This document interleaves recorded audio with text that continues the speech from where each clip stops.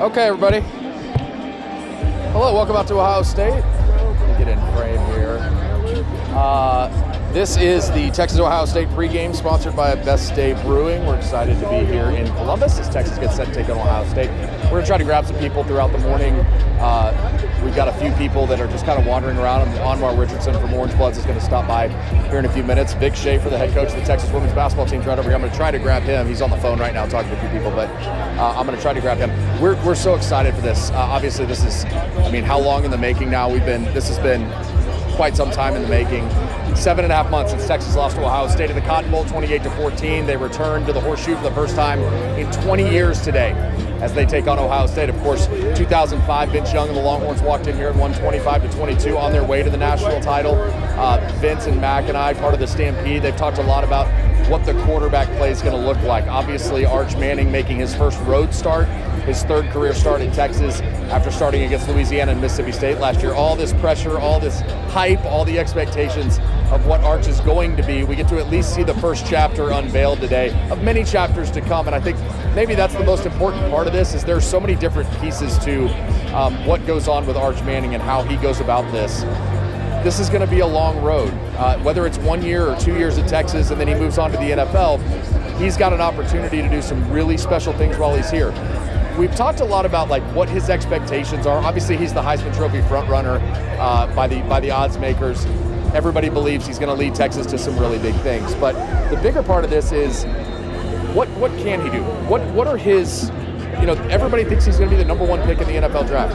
You keep throwing these expectations on. I think the bigger thing is, how does he develop? How do we watch him from today develop, not just into December and January, but what happens the next 3 games when they're back home in September? What happens in October when they're on the road the entire month? There's a 42-day gap between when Texas leaves that third non-conference game and comes back home to take on Vanderbilt in November. So this schedule's wonky. This year's going to be a lot of fun to see how all this plays out. This Texas team with so much coming in. Steve Sarkisian started 1-6 on the road in his tenure at Texas. As he enters his 5th year, Texas is on an 11-0, 11-game win streak. They're 11-0 in their last 11 games in true road games. So, he knows how to prepare this team. He knows what to do to get these guys ready. This is the 3rd largest stadium in college football. During that 11-game win streak, Texas has won at the 7th largest stadium in Alabama, the 4th largest stadium at Kyle Field, College Station. Of course, last year went to Michigan and at the largest stadium in college football. So there's a lot that goes into all of that. You want to see if you can grab Vic if he wants to come on. This is going to be a free-flowing live stream, so that's kind of the fun part of this, is we just get to talk and see who stops by and see who wants to come on. And oh, look, he's going to look at that. Vic Schaefer. Let me get you a mic. I got it. You got it. Head women's basketball coach at the University of Texas, Vic Schaefer. How are you? Man, it is a great day to be a Longhorn. Listen, you made this trip to Michigan too last year. Yeah. Obviously very fortunate for you to have the opportunity to do that. Why is it so important to you last year and then again this year to make this road trip? Well, Sark is so good to me, and he lets me hang out. I take notes. Man, I bring a notepad and I fill it up. And I learn a lot and sit in on meetings. And then just being able to be around the program, these coaches, it's just a real honor. And man, I take advantage of it because I can learn so much. I went to practice last week. You saw me there, and I walked out of that practice and thought, there's a couple things we can take and put it in basketball as far as how we break down things and teach. So I'm always trying to learn. Other than the X's and O's, what are some of those things you learn from Sark? I know all of you guys are always picking off each other and finding things that may work for you or may not work for you. What are some of the things you've learned? Yeah, so I think we both really are attention to detail guys, coaching the little things. I'm watching them in practice the other day, and he's coaching those wide receivers on catching that ball, where to catch it. Not just catch it, but where to catch it. But going into meetings, listening to him sit down with quarterbacks, going through, hey, what do you like? What do you not like? We're in this situation. I mean, just all the things that we talk about with point guards, I talk when I get in a huddle in games and try to listen to my players a little bit too. And so, last year they got some really good hype videos. So we've started doing that with our team, and our players love it. Yeah, I bet. So it's, you try to pick something up, you try to learn. And again, the opportunity to be here with them, his coaches. I mean, you're talking about, when I watch those guys work, you're talking about position coaches that they coach their position like they're head coaches. And, I really admire them all. I was just saying this, Texas is on an 11-game win streak in true road games. Yeah. And it's not just they've gone and beaten, I can't remember who the school you always say is. We're not just playing Little Sisters of the Poor. The wins that they've had at Michigan, the largest stadium in college football, at Kyle Field, the 4th largest stadium, at Alabama, the 7th largest stadium, How impressive is it, from a coach's perspective, to go on the road and do what they've been able to do against elite teams? Well, I tell you, probably the most impressive thing of all those stadiums you just mentioned was when they went into Alabama, and to close out the game, they ran the football against a Nick Saban football team every play for the last, I don't know what it was, 5, 6, 7 minutes. And got a first down and ran out the clock. Like, you don't do that against a Nick Saban football team. And so, I think that's preparation. It's, Sark's such a great play caller, and he keeps you on their heels. I know that Michigan last year had a guy from the NFL calling their defense for the first time. I think that guy came out of that game and got educated a little bit.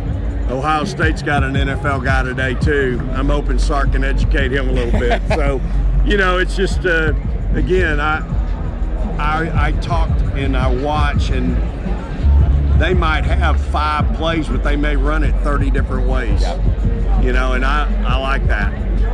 To your point, that Alabama game, I think we will always look back as the real turning point for when this program became elite, because, like, to your point, you just don't do that against a Nick Saban team.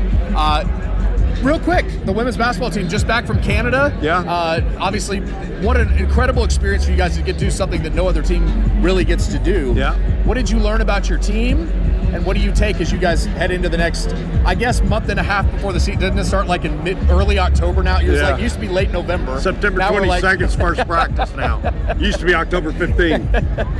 I think for one thing, you got to really realize you can't microwave a team. You got to spend some time, let it sit on the stove, simmer a little bit. We had 10 practices.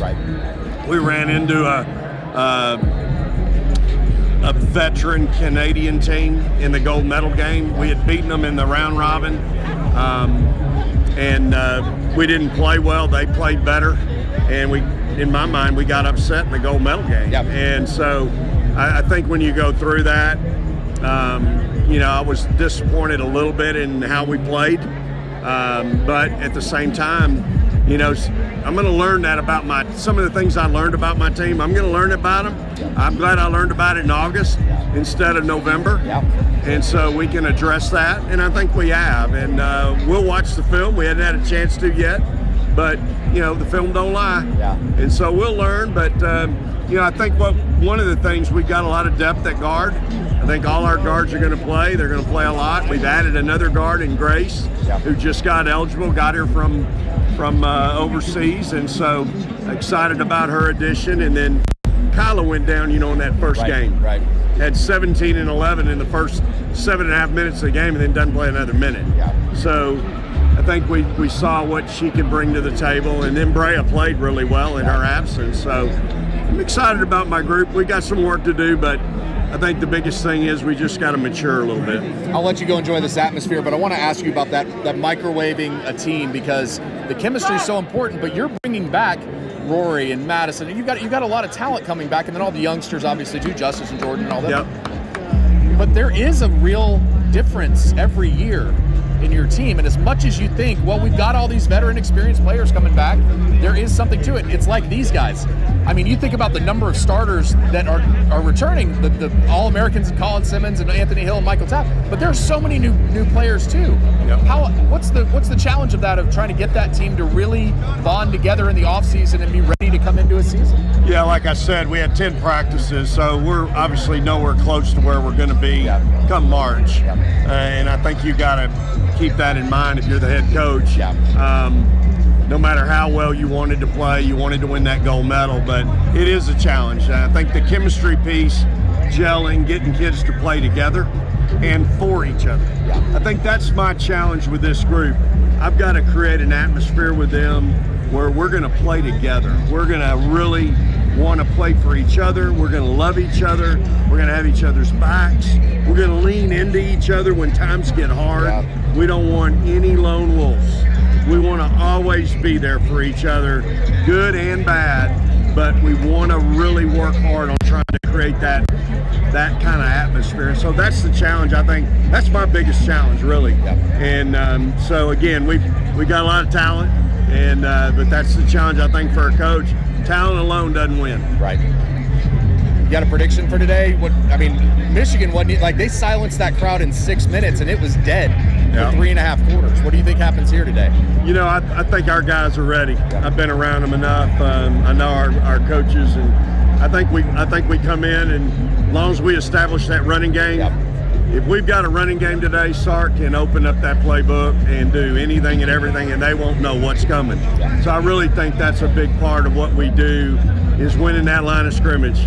I'm not a football coach, but it's kind of like, in basketball, you got that inside piece, you got that player, that aircraft carrier that can control the paint. There's going to be some heartache giving up dribble penetration, but you got that person protecting everybody. And to me, for in football, it's that line of scrimmage. Winning that line of scrimmage on both ends, I think is good. And then remember, they got a rookie quarterback. Right. I don't consider our guy a rookie as much as their guy. And I don't care that he's at home. He's still playing in front of this many people in this big a game. Yeah. He's going to have to function today against. I think our defense is going to be really good. I do too. I think this defense is going to end up being the best one in the country. See if they can out-physical them today, Vic. Yep. Go enjoy yourself. Man, thanks. Thank you for the time. Fun. I know. We're going to try to do this like every game, so it's a lot of fun. All right, man. Thanks for by the way, real quick before you go, the fashion. Yeah. How did you come up with this? Absolutely. Did you do this? This is great. Yeah. What, the cowboy hat? What do you got here? Well, I wanted to be, CDC's got his hat on. So, last year, him and McConaughey were on the sideline in Michigan, had their hats on, and so anyway, it's just I enjoy it. It's I like to dress a little bit every now and then. Absolutely. So look good, feel good, play good. Yeah, that's the way you work it. Proud to be a Longhorn, glad to be here, and excited about the opportunity today for our guys. Enjoy yourself. This is going to be a great atmosphere today. All right. Vic Schaefer, head basketball coach at the University of Texas. We look forward to seeing a great season from you guys as well. All right. So we're just going to roll on here. Special teams is out, which is something that we have not talked a ton about in this offseason. Obviously, Mason Shipley came over from Texas State. And he, did you see Anwar walk away? I was trying to grab Anwar. So he kind of, he came over from Texas State, and Thursday in his press conference, Sark kind of made a joke about it because Chip said, who is Mason Shipley going to be your field goal kicker? Who's going to be returning punts? You ask all the, all the special teams questions. And Sark said, hey, did I release a depth chart to you guys? And all of us were kind of like, no. And he goes, that's exactly right, I didn't. We'll see on Saturday, which is great. And he's joking. He's obviously, he's poking fun at it, but he doesn't have to say it. There's no injury report due. There's no there's nothing that we need to do we don't get that release. We don't get who's going to do some of those things. We didn't release a depth chart, so we're gonna see if let me see if I can get Will Matthews here. Look at this guy. You got a minute, Will? Will's VIP. We got a very important person. He's got a hit on the pregame show. Come on. Will Matthews, Texas fullback. God, what a weird thing to say still. Texas fullback. He looks skinny as can be. We'll talk about that in a minute. Used to open the holes for late Cedric Benson. But anyway, so Mason Shipley is most likely going to kick field goals. Jack Bowmister came over, which is I think that's going to be I think people forget sometimes in special teams how it can flip a game. You guys probably remember what Michael Dixon used to do to flip a game. Now he's with the Seahawks. He won MVP of the Houston Bowl. That tells you what he was able to do. Jack's going to give them a leg, and that's I think anything you can get a leg up in special teams is big. So we'll see Jack and we'll see Mason Shipley. We're going to see who returns kicks this year. DeAndre Moore is expected to be back there for punts. I think Ryan Wingo's been doing some stuff there. What I think we'll do here is we'll just kind of go position by position and talk a little bit about what to expect from all these. Let's start at quarterback. Obviously, we know what Arch Manning is going to do this year, kind of what we expect from him. We all have the highest of expectations for him. I don't know if joked is the right word, but I do believe he's going to somehow exceed expectations. I don't really know if you can say you think he's going to be good, but I think to actually see him on the field, to see his footwork, to see his his mobility to get out of the pocket, to create plays, I'm telling you, that is going to be such a big part of this for Texas this year. His mobility is absolutely crucial. So let's talk about the backup quarterback just a little bit. Matt Caldwell comes in from Troy, played at a couple schools, veteran quarterback. He has a good experience, which is something they wanted in this offseason, with Trey Owens and KJ Lacey behind those two guys. It was an interesting camp battle. We don't know. Obviously, as I said, Sark didn't release the depth chart. But we do believe that Matt Caldwell is going to be the backup quarterback to start this year. Don't want to get too much into the hypotheticals of what if something happens. But if something were to happen and they needed a long-term solution, I wouldn't be surprised if they let these guys kind of play a little bit and see how it goes. KJ Lacey, they're very impressed with KJ Lacey, the freshman. And so there could be an opportunity for him at some point. But you guys know what Arch Manning brings. You know what this is going to look like in terms of the mobility that he brings, the arm that he has. We're going to see deep balls. You ready? Come on, man. Anwar Richardson coming on. This is great. We're the Purple First Brothers. of all, what's up, my man? What's up, my neighbor? Happy Purple Day. How are you, I man? dressed in purple. Gotta love that. I was just talking about the quarterback situation. I don't know that that's something we need to get too into because we all know what to expect from Arch. Yeah. We all know kind of behind that. It's like if we get there, that's obviously going to be. Do we know what to expect from Arch? I think we do. Wait, based on mobility. Okay. Arm. Okay. Deep loves to throw the deep ball. Okay. We've seen a little bit of him. I think we know that maybe that's a general. I think we know the intangibles. Yes. And I think that's the thing. Like, we know the intangibles. We know the things that he has. Now, putting it together for 4 quarters on the road in a hostile environment, your first road start, right. That to me becomes like the biggest test. I can't, UTSA coming off the bench, cool. Threw 2 interceptions against Louisiana Monroe. That happened, and they played Mississippi State. All due respect all those programs. By the way, whenever you say all due respect, it's you're usually getting ready to say something disrespectful. None of those programs have a pulse. Right. Okay, so UTSA has a small pulse, but on that level. So for me, I don't know what to expect from Arch. I'm hoping for the best. I'm hoping that he lives up to the hype and the expectations, but we'll know. He's going to be thrown into the fire real quick. And that's what I said earlier. I think the fun part of this is we're going to see something today, but what we see in December is going to be a lot different than what we see today. If he stays, what we see next year from him is going to be a lot different than what we see today. That's not to say we're not going to see bits and pieces of, that's it right there. That's the arm, that's the mobility, that's something different that Quinn Ewers didn't have that he brings to the offense. So that's the fun part of this. I do think what's going to be really interesting today, and you tell me your perspective on the running game, the offensive line, they're going to have to somehow run the ball. Now, whether that's 3 yards or 3.5 yards a carry, doesn't have to be 8 yards a carry. They're going to have to. They couldn't do it against Georgia last year. They couldn't do it against Ohio State last year. Quintravian Wisner and CJ Baxter walked in together. I think that's a really fun tandem for these guys because of the work Quintravian's put in. CJ coming back. What are your thoughts on the run game, especially considering what the brand new offensive line, more or less? It's definitely got to be an important factor, right? Because for me, while the run, Wisner, and they've talked about Wisner being, the only SEC returning back with over 1,000 yards. Well, it took a lot of yards, a lot of games to get there, right? And so, you still got to see, like you said, when the biggest game happened, that Ohio State defensive line was really able to shut down this Texas run game, right? And so I like it. Now, Wisner, I've talked to him. He feels like he's better. He feels like he's a more elusive back. Like, he feels a little bit more confident. Got rid of McDonald's. That's a big step for a kid, though. It is. You're a sophomore in college. You got to give up McDonald's. That's a big step. I mean, my kids aren't ready to do that. It's gonna take a lot. I'm not ready to do that. I'm That's 47. True. That's true. Now, my kids are Chick-fil-A kids, right? But in any case, be able to do that. Then you have CJ Baxter coming back. To me, whatever you get out of him is a bonus.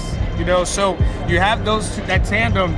If Sark, who said they are 1A, why do you hit the B over to my side? Get the bee out of here. Why do you hit the B to my They're side? honeybees. They're not going to hurt us. They're fine. Okay. Good observation. If they're 1A and 1B, then Sark definitely has options. Right. I'll be interested how to utilize them, but for me, offensive line. Trevor Gooseby, he's had a hand injury. It looks like it's wrapped up. Can he be as effective? Can he grab? Can he, all those kind of, not grab, but, can he block up here? No holding, of course. No, of course not. Never. Holding. Of course, unless it's the other team, and then that's allowed, apparently. So what can he do? You use 3 guys to the NFL. What can those guys do? This is not first time being thrown in the pressure fire. So there's a lot of, I have more questions about the offense than I do the defense. Right. Now you tell me what I know to expect. I know what to expect from the defense. Yep. That is a no-brainer. Check all the boxes for me. Offense, I'm just like, hey, what do the receivers look like? What does Jack Andrews look like on this level? Just a couple of questions, not negative, just some things I want to see. You have a breakout player on offense this year? Somebody that maybe people aren't necessarily expecting to do big things? I mean, they're all breakout players, right? Yeah, right. I mean, it's a good point. Ryan Wingo obviously is the guy that everybody sees as like, he's going to be the star. But they've got a lot of, like you mentioned, Jack Andrews is a great example of somebody that nobody knows yet. But we don't know anything yet. If I had to put money on someone, it'd be DeAndre Moore for me. You know, I think he's a guy that, you know, we know how they like to utilize the guys in the slot. You know, him being back, him being healthy. You know, I know we like Ryan Wingo and all that he can be, and he might end up being all that. But I think DeAndre Moore is a guy that we don't talk about a lot. But he's a guy that, when it's all said and done, they talked about how, you know, he's followed the mold of the guys that were ahead of him. And so if he can do that and kind of fill that Jordan Whittington role that they said, you know, he's the guy that he learned from, I think DeAndre Moore would be the guy for me. My guy's Parker Livingston. I keep going back to it. White chocolate is what they call him. Not me, don't look at me. They call him white chocolate.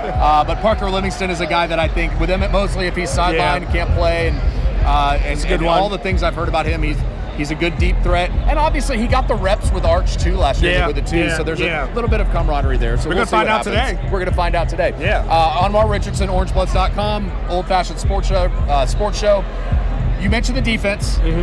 What is it that has impressed you the most about this defense? Because obviously you returned 3 preseason All-Americans in Simmons, Hill, and Taft. But what is it otherwise that you kind of see as like this team can be the most elite defense in the country? The interior of the defensive line. You know, you did a couple of years ago, you got Tavondre Sweat and Byron Murphy. You say to yourself, okay, well, what are those guys going to do? And next thing you know, they're the best tandem in the country. And then you said, oh, man, well, okay, you lost those guys. Who are you going to replace them with? It's Alfred Collins and Vernon Broughton. And all of us were kind of like, okay. I guess. They may end up being okay. And then next thing you know, those guys are elite. And so what do? They go on the transfer portal. They get everybody that they can. They bring in a guy by the name of Hero Canoe, who's coming back here to the shoe, right? And they have a bunch of other guys that they can rotate in. So that's the thing for me, having those interior guys. And if those interior guys hit the way that we expect them to do, and as good as they look, all throughout training camp, we heard how good the defense is playing. And a lot of that had to do because of the defensive line up front. So, you know, if those guys can hit, that frees up your Colin Simmons. That frees up the Ethan Burks of the world. That frees up the Anthony Hills, like Trey Moore. That helps everybody. That helps everybody in the back end. When you look at a guy like Jade, if you can have those guys in the interior do what they're supposed to do, that's for me. That's what's impressive for me. It looks like they have guys that'll just be plug and play every single year. And it's kind of interesting. You know, Murad Watson comes from Syracuse, freshman All-American. Cole Brevard comes from Purdue. Travis Shaw comes from North Carolina. You get all these guys. Alex January is the guy that like everybody's been asking about for a year and a half now. Now he gets his shot to do something. I mean, again, he's another guy that has been waiting his turn, and you know that's a good part. That's a good part about Texas right now, Bob, is that years ago, if you had an elite guy come in, you had to play him. You had no choice. Remember Malik Jefferson from several years ago? You had to throw him on the field. He's a 5-star player. He has to play. He has to play. And why? Because there's nobody else who's good on the team. Now, hell, Sark said he's bringing all his freshmen here. How many of those freshmen are even going to contribute early on, right? The majority of them aren't going to. And so that speaks to that. How many of 5-stars? He got, I think, 4 or 5 stars in the last class.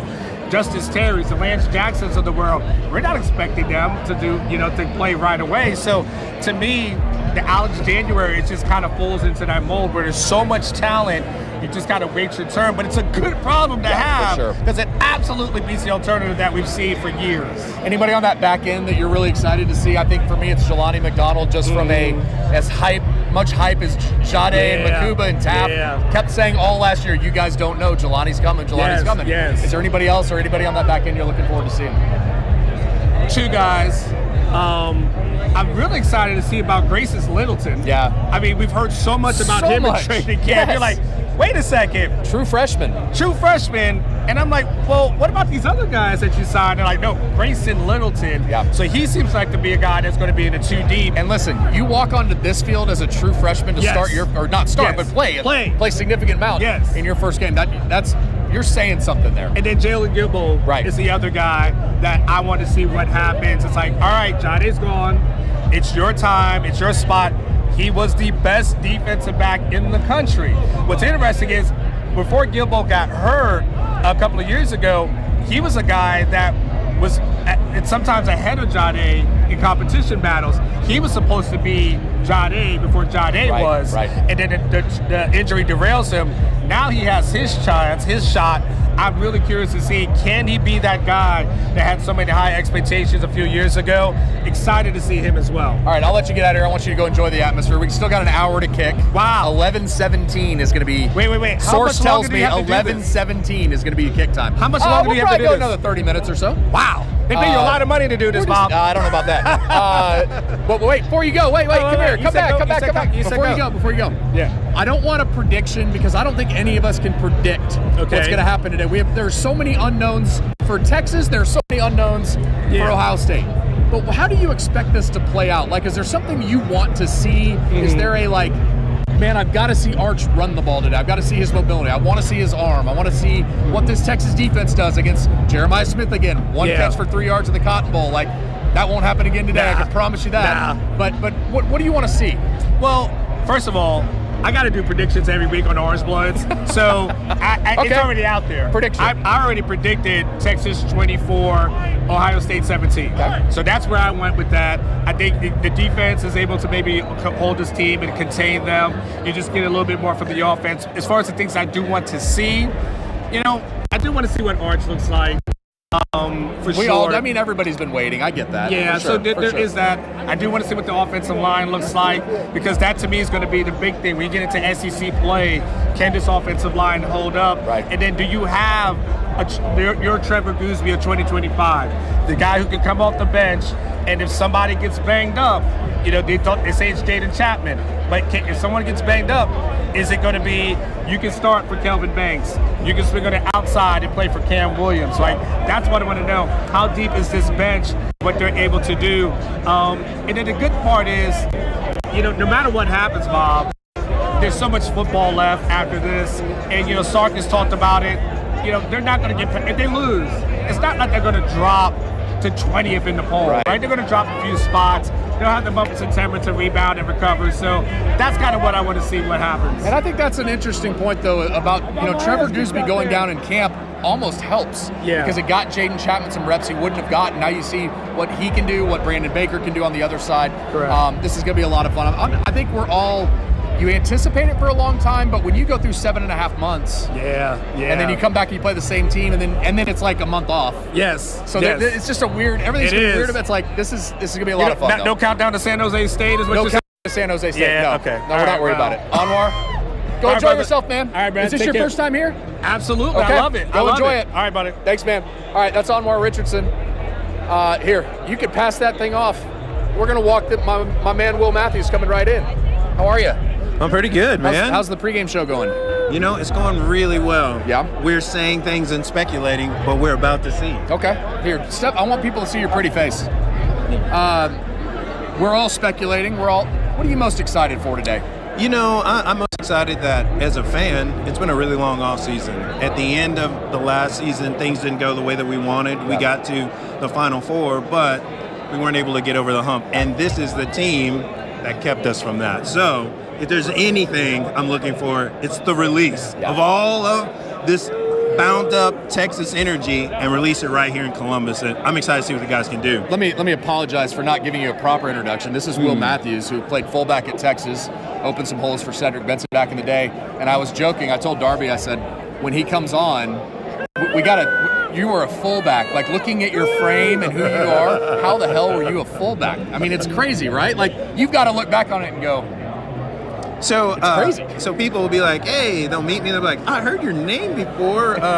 Were you a defensive back? I was like, no, I was a fullback. They're like, really though? No, come on now. Come on now. 20, 25, 30 pounds down. I mean, I run marathons now. Right. It's not the pinnacle of running, of blocking for Cedric Benson but it is that kind of insanity, I guess. We got to do a lunch earlier this week with RBI Austin, just a great organization, which, by the way, just a quick shout out to RBI Austin. Started with 12 kids. 1,700. Now they're helping 1,700 kids in East Austin. It's incredible. But it was Will and Rod Babers, and I think we've all talked ourselves like we've had. Are you done talking? I'm so done talking it's about like, it. can we just watch a game? It's that time of year, though. It's been a desert, a sport desert throughout the summer. Everybody is waiting for just a drop of this Kool-Aid so that we can drink it. I mean, so excited about it. We can talk about Julian Sayin and Arch, and they had 13 go to the NFL, us 26 of our best players the last couple of years are playing on Sunday. There's all of that stuff, but nothing. We will know in a couple of hours who gets the W. Who's your offensive breakout player of the year? Parker Livingston. Yeah. I think he is poised to have a really great year.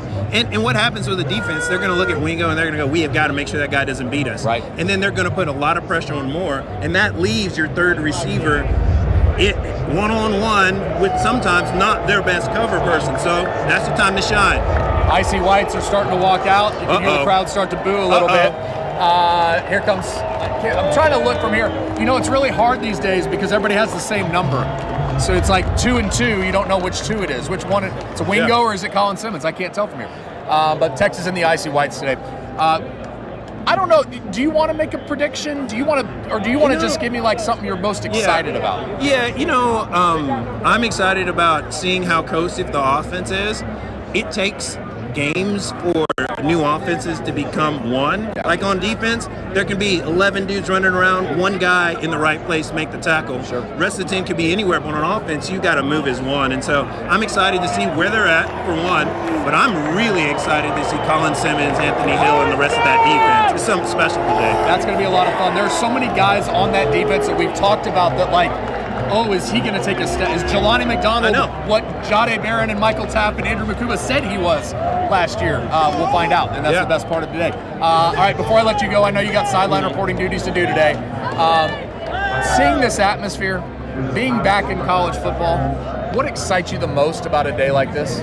As a kid, and I was talking about this on air just a minute ago, as a kid, you grow up and you see these incredible rivalries: Michigan, Ohio State, Notre Dame, Ohio State, Michigan, Texas OU, Texas A&M, and you see these games and you want to be there. Yeah. And right now, this isn't that type of rivalry. No but question, Texas is playing at the shoe. Yeah. Let's go. It's incredible. This atmosphere is nuts. I will say, in 05, everybody said the fans were atrocious. I haven't seen that. I'm not saying I haven't heard them chirping at Texas fans, but maybe not as bad as I thought it was going to be. It's an early game. Maybe they didn't get enough time to drink. I don't know. I had braced myself for Armageddon. And everybody's been, welcome. How you doing? Good. Come on up. It's good to hear that. And I hope it's like that if things go our way, too. And when I'm trying to run out of this. When things go our way. When I'm running out of this. Enjoying that W. Will, have a great call today. Thank you, sir. Craig Way, Roger Wallace, Will Matthews on the call. Texas takes on Ohio State. Thanks, man. That's Will Matthews. Thanks. I always wanted one of these. I got 2. Now I'm just going to take it with me. That's Will Matthews, former fullback at the University of Texas. There are a lot of people walking around right now, and I'm going to try to grab one of them that's next to me. But the reason I love people don't even notice that you're like on TV. They kind of like you see it and then they don't see it. It's really kind of funny. You've seen people just like walk straight across the camera. Nobody's paying any attention. Vince Young is standing right here, part of the Stampede podcast with Matt Brown and me, and it's one of those things that like that's how you know. We're back. Football's back. It's the best part of all of this. But to see the people that show up at these games, last year we talked about Michigan. Obviously, Vic Schaefer was there, got to go along with the team.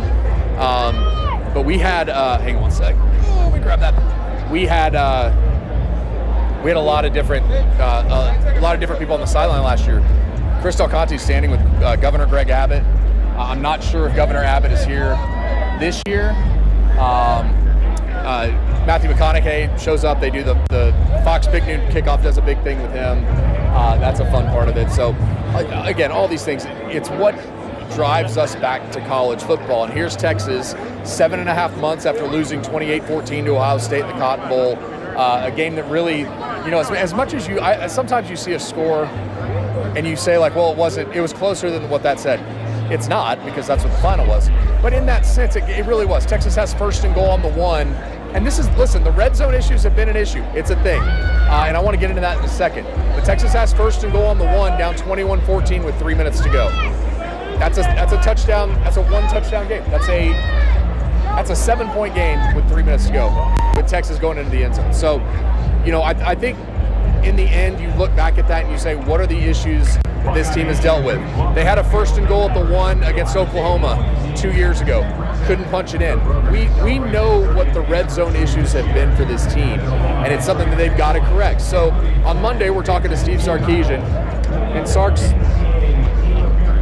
I don't know how to say this best. He's in a different place. There's something different about him. He's more, I don't know if loose or relaxed. It's probably not the right word, because when he gets into it, he's crazy intense. But he kind of said the personality of this team fits him. He's crazy intense when he needs to be crazy intense. But this team has a lot of fun too. And that's a little bit of a change over the last few years. But anyway, back to the red zone issues real quick.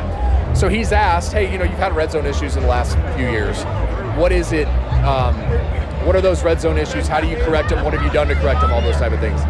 And that's an answer where Sark could have gone into, we've got Jack injuries, we've got a few other tight ends we like. Arch's mobility gives us a better opportunity in the red zone to score, which I 100% wholeheartedly agree with those things. And I think that is Arch's mobility, again, changes the dynamic of this offense in many ways. In the red zone is going to be probably one of the big ones. That's why he came into games last year in the red zone. But Sark instead is asked, what are the red zone issues? And his answer is, hey, do you want to hear a cool stat? Like, he had been sitting on that question waiting for it for a while, like for quite a while. And so the first time it was asked, he says, do you want to hear a cool stat? 2 years ago, we were 50% in the red zone scoring touchdowns. Obviously, that's not a good number, but 50%. Last year, Texas bumped it up to 64% touchdowns in the red zone. It's a step. He knows it needs to get better. But he was ready to defend himself from those red zone questions. There are questions about the red zone. I mean, like we've talked about going through this, there are a million questions.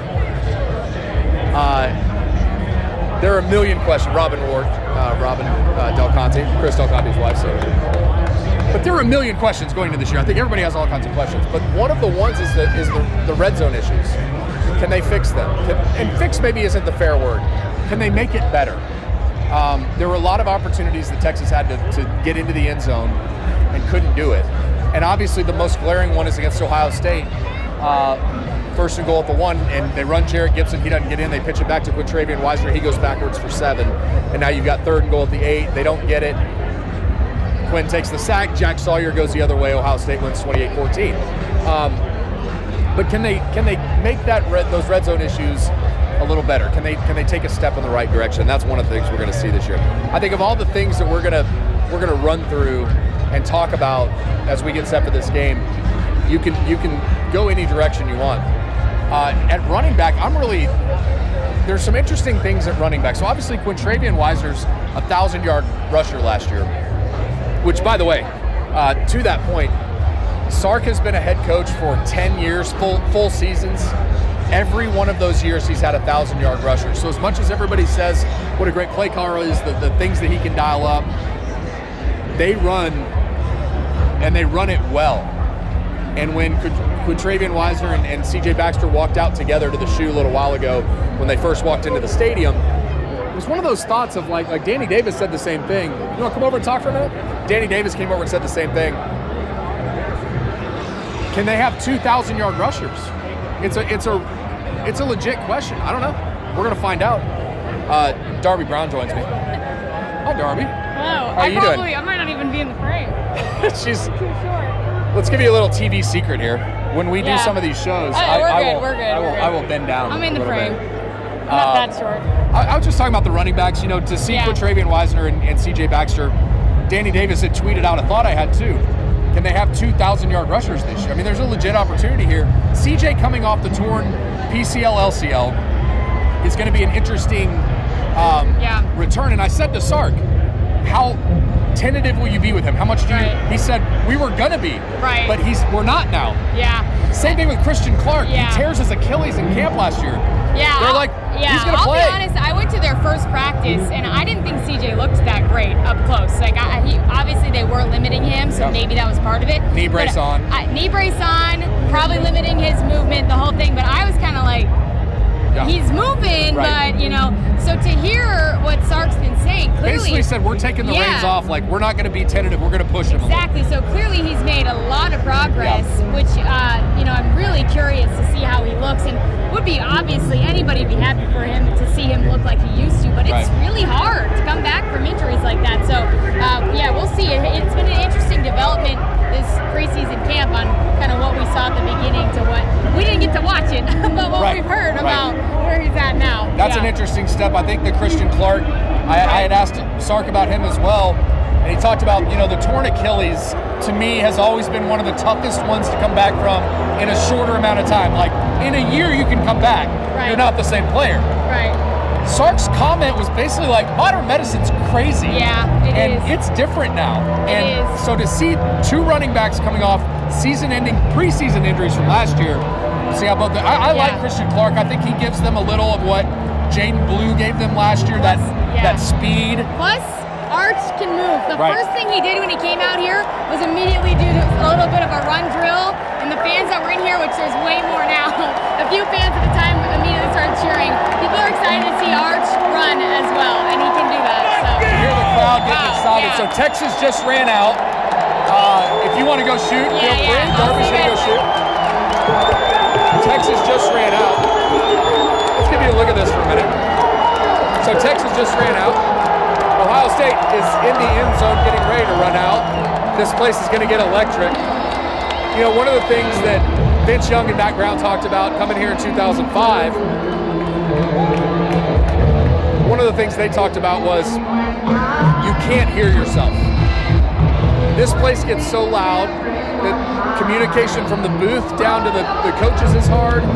Communication just talking to guys is hard. A lot of silent counts. They've obviously worked through all of that. They practiced at DKR. They practiced crowd noise. They pumped in crowd noise. So there's something to be said for that. This is just great. It's just great college football atmosphere. It's crazy good. I'm going to look on my phone real quick, see if we have any comments or anything you guys want to know. Any questions?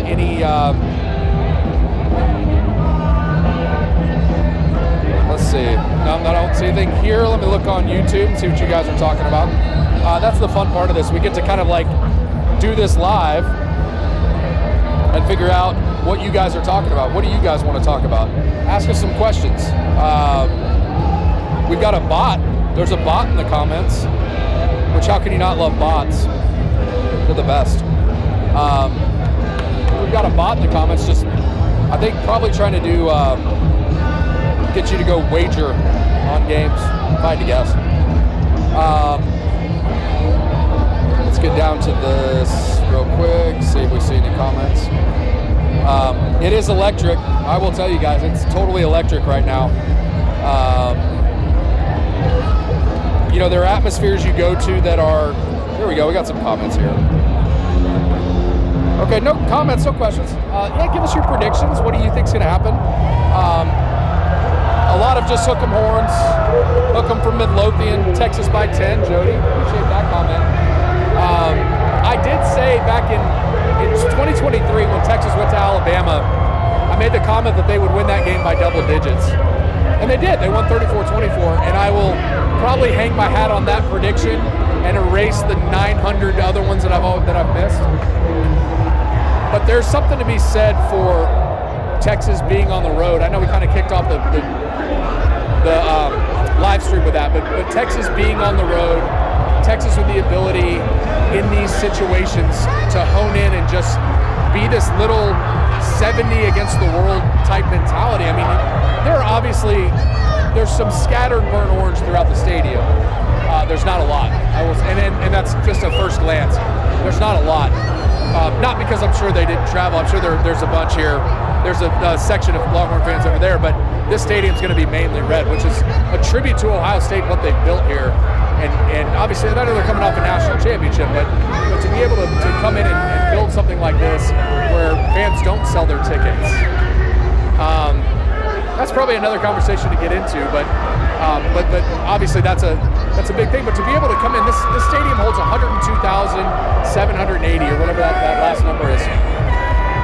For Texas to be able to walk in here and do what they did against Alabama in 2023 at Kyle Field last year. So if you didn't get this one off the top, this is the third largest stadium in college football, 102,000 plus. In this 11-game win streak of true road games that Texas is on, they're not playing nobodies. They won in 2023 at Alabama 34-24. That's the 7th largest stadium in college football.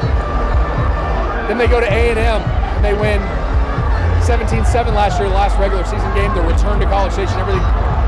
Awesome intro, the whole thing in Kyle Field. They win 17-7. That's the 4th largest stadium in college football. Last year, second game of the year, they went to Michigan, which, by the way, I can't say that word too loud. I think people might start throwing stuff at me. But they go to Michigan. They beat Michigan 31-12 last year and dominated. And that's the largest stadium in college football. So while there are a lot of newcomers, there are a lot of new players on this Texas team, one thing I think is for sure that you can bank on, they're not going to be overwhelmed by the atmosphere. Arch Manning's not going to be overwhelmed by this atmosphere. I mean, I don't think.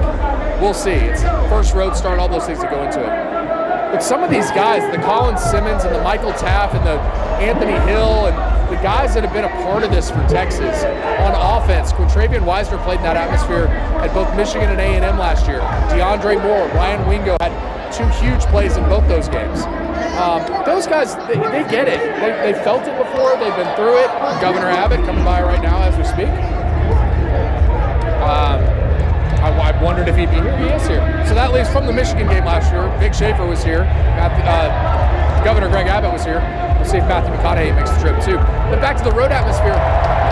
They win those 3 games in front of these hostile crowds. The guys who are a veteran presence on this team, I'm sure, Ethan Burke, guys popping your head, DJ Campbell on the offensive line.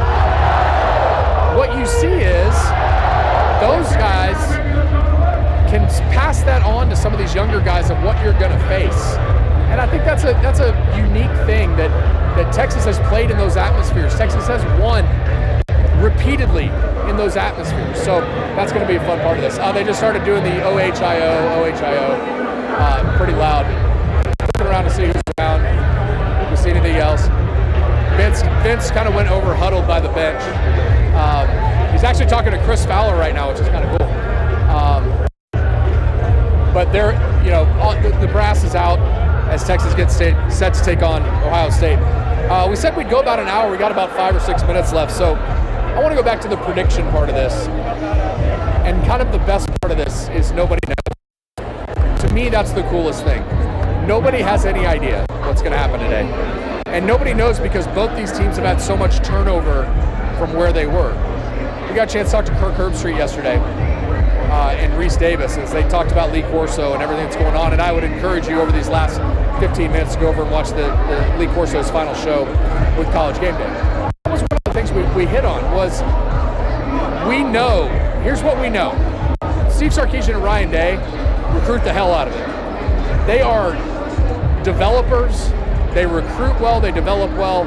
These guys go to the NFL, and you bring in the next batch of guys.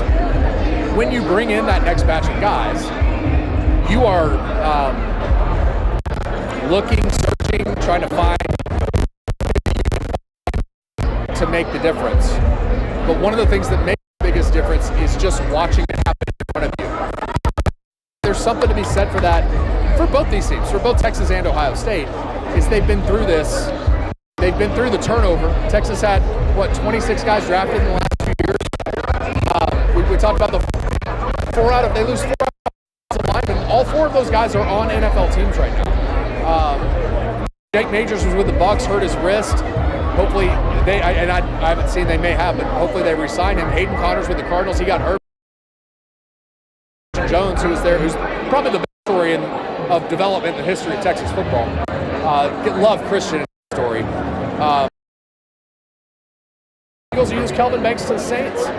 4 of your 5 offensive linemen are now in the NFL, yet they still feel confident because of the guys behind them. We saw when Kelvin Banks went down against Texas A&M last year, Trevor Gooseby walked in. They didn't miss a beat. They go play Georgia. They didn't run the ball well, but Trevor Gooseby was really good. And so, those are the things you look for when you're developing a program. When you look at it's not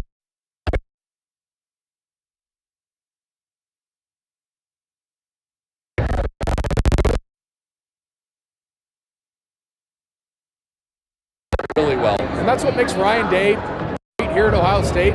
These fans wanted him fired after they lost to Michigan at the end of last year, and they go on the 4-game run to win the national title. But that's what makes guys like Sark and Ryan Day so good in college football.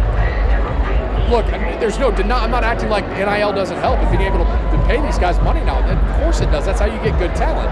But when they get here, you've got to be able to develop them. And if you can't develop them, your program's not going to go very far. And there are coaches around this country who are getting good players and not developing them. Steve Sarkisian and Ryan Day are doing a great job of that. And I think that's what's going to make today a lot of fun. These guys have an opportunity to go do something that they've done 11 straight times. 5 team did on its way to the national championship. It's a lot of fun. All right, I think we're gonna wrap this thing up. It's 11:40.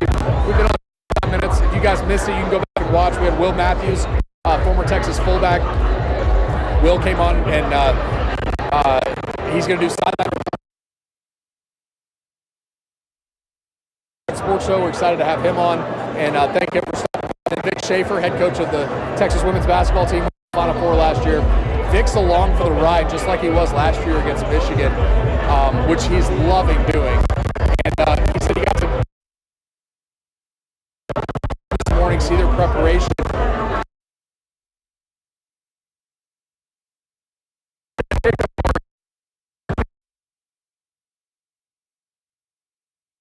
And what we've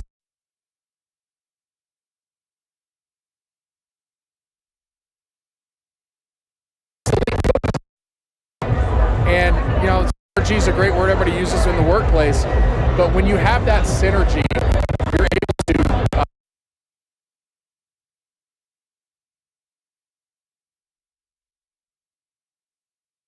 they're 5 or 10 in the country. They're not just going to, the national semifinals. They're going to the national championship, but then they're winning the national. Conti sits here. It's going to be a fun one. Kick off, I believe, 11:17 is what I was told. We'll kick off at 11:17 today. Locker room, and we're going to do the same. We're going to head to the press box.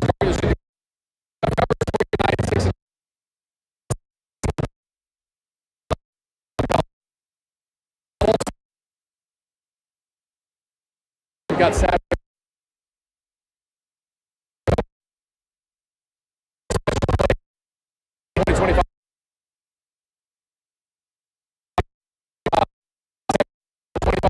Back in 2005. Same thing today, but either way, we're going to find out a whole lot more about who this Texas team is as it takes the first step of what the 17-game season. We appreciate you guys. Game show brought to you by Brewing. Tonight, as Texas takes on Ohio State. Have a good one, y'all. Enjoy the day.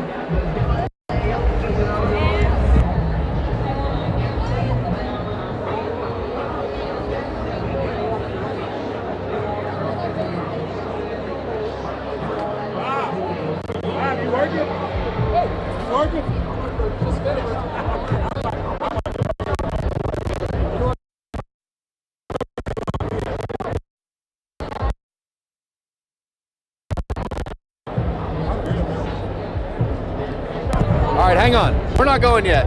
I thought we were. We're not going yet.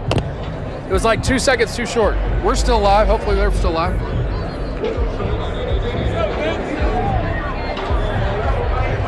Come on, squeeze in a little bit. I'm gonna make sure I get you guys in frame. I think I can see. What's going on? We had to come get over here and mess with you a little bit. Listen, we've talked this thing out. Like there's ask y'all questions. There's like nothing left to say. We've talked for 7.5 months about this now. Time to play. Talk about the coaches at Texas leaving the hotel.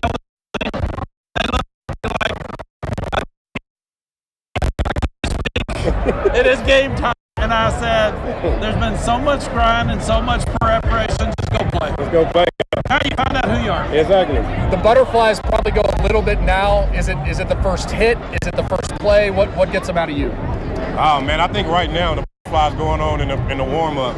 You know, you're getting all that out right now, and then when the game starts, when you come out, I mean, we don't have smoke today, but when you come out that smoke, it's showtime now. You said that right against Ohio State, it was that first hit, and you went, yeah. Okay, we can go now. Well, coach called zone read the first play, and I think I got about 20, 30-yard running, and then I got my little tackle in, and I was going. I'll let you go. I want you guys to go enjoy this, but what's one thing that you're looking for today? What's the one thing that you want to see from Texas as it starts? I think we got 28 minutes to kick. What's the one thing you want to see? Take the momentum. Yeah. Win that. Take these fans out of the game, because I think we've been in it all day doing media all day, and they've been loud all day. So take the fans out of the game right now. Coach? Yeah, you can hear right now. They're excited. I think the biggest thing, who's going to manage the game and not lose the game. Just be you. Just I think make plays. that's it. Yo, come on across. I think that's the most important thing, right? It is. Can you handle this? Like almost more than anything, can you handle this? Can you handle the stress? Can you handle the pressure? Can you handle the place? This is one of the hardest, if not the hardest places to win in the country. Yeah. And credit to Ohio State fans. They're really amazing. good. This is amazing. And you can't get the better weather. I'm saying, this is football and golf weather right here. Does it feel different? Does it something walking back in this place? Does it feel the exact same? Yeah, I thought I was going to get booed. They've been really respectful. They've been very, very nice and very respectful. So I give a lot of respect to them today. Let's hope it stays that way about 3 hours. Y'all go enjoy the game. Thanks for coming by, man. Yeah, we had to come by. I love it. I love it. Thank Coach, you, Rob. enjoy it. Enjoy it. Thank you. I think y'all know them. Vince Young, a podcast that we do every week. This is going to be fun. I'm excited. Let's go do it. All right. That's going to wrap up our live stream from Ohio State. I tried to wrap it up, and then these guys came over. We can't wrap it up there. But we're 27 minutes to kick. 12-17 here, 11-17 in Austin kickoff as Texas takes on Ohio State. We'll see you after the game. And they're going to wrap it up. They're going to wrap it up.